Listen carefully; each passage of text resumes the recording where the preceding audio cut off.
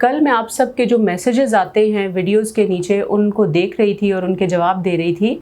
Although I am not very much regular for that, लेकिन मैं कोशिश करती हूँ कि ज़्यादा से ज़्यादा उन मैसेजेस को पढ़ ज़रूर लूँ ताकि नेक्स्ट आपको उसके बारे में गाइड कर सकूँ।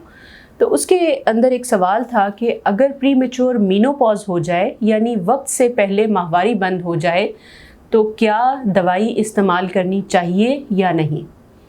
आज का सेशन इस बारे में है।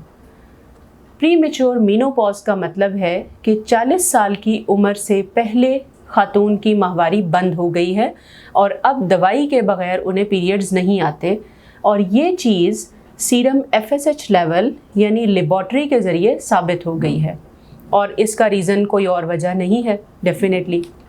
सो once premature menopause is diagnosed, अब आप डायग्नोज हो चुके हैं सपोज़ 32 ईयर्स की एज में, खुदा न खास्ता, तो अब आपने ये मेडिकली एडवाइज्ड है कि आपने नेचुरल एज ऑफ मीनोपॉज तक हार्मोन रिप्लेसमेंट थेरेपी इस्तेमाल करनी है।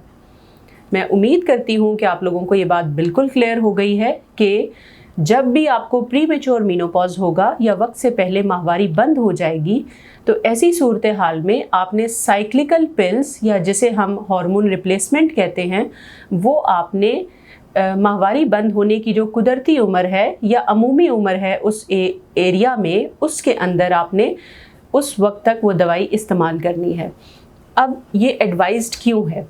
आप सब ये बात जानते हैं कि सीरम ईस्ट्रोजन और प्रोजेस्टेरॉन लेवल्स ख़वातीन के जिस्म में ना सिर्फ पीरियड्स के लाने में हेल्पफुल साबित होते हैं, इसके अलावा भी इनके बहुत से फंक्शंस हैं।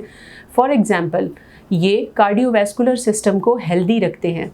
यही वजह है कि ख़वातीन को जल्दी उम्र में हाई ब्लड प्रेशर और दिल की बीमारियां नहीं होती। इसके अलावा बोन्स को स्ट्रॉन्ग रखने के लिए ईस्ट्रोजन का एक बहुत इम्पॉर्टेंट रोल है।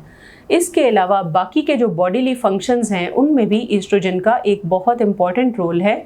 यही वजह है कि इंटरनेशनली इस चीज़ को रिकमेंड किया जाता है कि अगर किसी खातून के पीरियड्स 40 साल की उम्र से पहले बंद हो चुके हैं तो उनको नेचुरल मीनोपॉज की एज तक हार्मोन रिप्लेसमेंट थेरेपी दी जाए।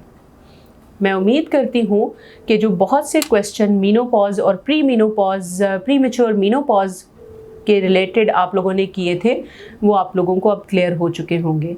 इससे रिलेटेड या किसी और सब्जेक्ट से रिलेटेड अगर आपके कोई भी क्वेश्चंस हैं तो आप ज़रूर बताएं। I will definitely make a session for that. Thank you very much.